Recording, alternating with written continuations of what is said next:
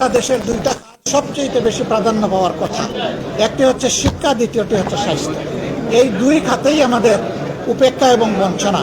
সরকার আগে জানতে পারলাম প্রতি বছর 30 কোটি টাকা এখানে অনুদান দিত, গতবার 2 কোটি কমিয়ে এটা 28 কোটি করা হয়েছে। ক্রমবর্ধমান চাহিদার আলোকে কমানোর প্রশ্ন আসবে কেন?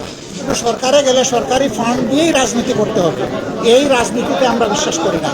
আমরা মূলত দেখতে এসেছিলাম দেশে বিদ্যমান হাম পরিস্থিতিতে এই শিশু হাসপাতালটির অবস্থা, কারণ জানেন যে এটা বাংলাদেশের একমাত্র স্পেশালাইজ শিশু হাসপাতাল। জটিল রোগীগুলো এখানে আসে। আমরা জানি এই হাসপাতাল 1972 সালে 50টা বেড নিয়ে তার যাত্রা শুরু করেছিল। এখন এই হাসপাতালে বেড সংখ্যা হচ্ছে 700। একটা দিক ভালো আমরা দেখে আসলাম যে হাসপাতালটা পরিষ্কার পরিচ্ছন্ন এবং ফ্লোরের মধ্যে, রাস্তার মধ্যে কোনো বেড ফেলা নেই এখানে, যেখানে নিউবর্ন বেবি থেকে শুরু করে শিশুরাই এখানে ভর্তি হয়। কোনো পরিণত বয়সের লোক এখানে আসেন না, তাদের জন্য আলাদা হসপিটাল। এই অবস্থায় এখানে জটিল রোগী যারা আসে তাদের জন্য পিআইসিউ আছে, পেডিয়াট্রিক আইসিইউ, এনআইসিইউ, আরও 4টা ডিসিপ্লিনের এইরকম আইসিইউ আছে। কিন্তু তাদের যখন এমআরআই কিংবা সিটি স্ক্যানের দরকার হয়, এইখানে তার কোনো সুবিধা নেই, তাদেরকে বাইরের হসপিটালে পাঠাতে হয়। এমনি এই রোগীগুলো খুব ঝুঁকিপূর্ণ, এরপরে যদি আবার বাইরে পাঠাতে হয় যে কোনো ক্ষতি করতে পারে। একান্ত প্রয়োজনীয় জিনিসটাও তারা এখানে পাচ্ছে না। আমরা ইনশাল্লাহ সংসদে এটা নিয়ে আমাদের শিশু সমাজের জন্য কথা বলবো ইনশাল্লাহ। এই হাসপাতালটি সরকারি নয়, এটি একটি সংবিধিবদ্ধ প্রতিষ্ঠান। সরকার আগে জানতে পারলাম প্রতি বছর 30 কোটি টাকা এখানে অনুদান দিত, গতবার 2 কোটি কমিয়ে এটা 28 কোটি করা হয়েছে।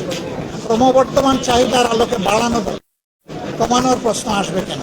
কারণ আমাদের বাজেট তো প্রতি বছর বৃদ্ধি পাচ্ছে। পুরা স্বাস্থ্য খাতটি একটা ডিজাস্টার। স্বাস্থ্যকে লুটপাট করে একদিকে খাওয়া হয়েছে, আবার সরকারগুলো এটাকে যথাযথ গুরুত্ব দেয়নি। জিডিপির কত % বরাদ্দ এখানে ছিল আমরা সবাই জানি, অথচ একটা দেশের দুইটা সবচেয়ে বেশি প্রাধান্য পাওয়ার কথা, একটি হচ্ছে শিক্ষা, দ্বিতীয়টি হচ্ছে স্বাস্থ্য।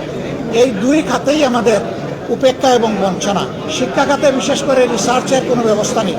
আমাদের দেশে অনেকগুলা মেডিকেল বিশ্ববিদ্যালয় হয়ে গেছে, সেখানেও রিসার্চের কোনো ব্যবস্থা নেই।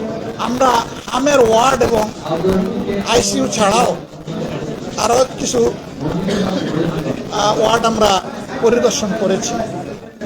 তারা তাদের সামর্থ্যের ভিতরে সর্বোচ্চটা দেওয়ার চেষ্টা করছেন, কিন্তু সামর্থ্যের সীমাবদ্ধতা আছে। আমরা এই ব্যাপারে কথা বলবো, কাজ করবো ইনশাআল্লাহ। আপনারা জানেন যে বাংলাদেশ জামাতে ইসলামী সামাজিক কল্যাণে সবসময় চিন্তা করে এবং কিছু কন্ট্রিবিউশন রাখার চেষ্টা করে। এই হাসপাতালে সেই সুযোগ আছে। আমরা তাদেরকে একটা বিষয় আশ্বস্ত করেছিলাম, তারা এর বাইরে গিয়ে আরেকটা বিষয় আমাদের কাছে প্রত্যাশা করেছেন। ব্রঙ্কোস্কোপির জন্য ব্রঙ্কোস্কোপ নাই, অথচ ম্যাক্সিমাম শিশু আছে এই সমস্যা নেই। তারা এইটুকু আমাদের কাছে প্রত্যাশা করেন। আমাদের লিমিটটা এর নিচে ছিল, তারপরেও শিশুরা আমাদের কাছে আমানত, তারাই আগামীর ভবিষ্যৎ।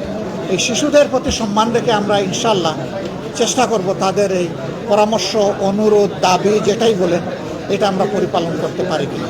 যারা এই রাজনীতির ময়দানে আছেন, রাজনীতি কার জন্য? রাজনীতি মানুষের জন্য, দেশের জন্য, সমাজের জন্য, কল্যাণের জন্য। সেখানে শুধু সরকারে গেলে সরকারি ফান্ড দিয়েই রাজনীতি করতে হবে, এই রাজনীতিতে আমরা বিশ্বাস করি না। বরঞ্চ নিজের পকেটের পয়সা দিয়েও জনগণের কল্যাণে প্রমাণ করতে হবে যে না, আমরা জনগণের কল্যাণ চাই। সরকার এখানে হামের আইসিইউ করে দিয়েছেন, ধন্যবাদ, কিন্তু আরও অনেক কিছু করার দায়িত্ব সরকারের আছে।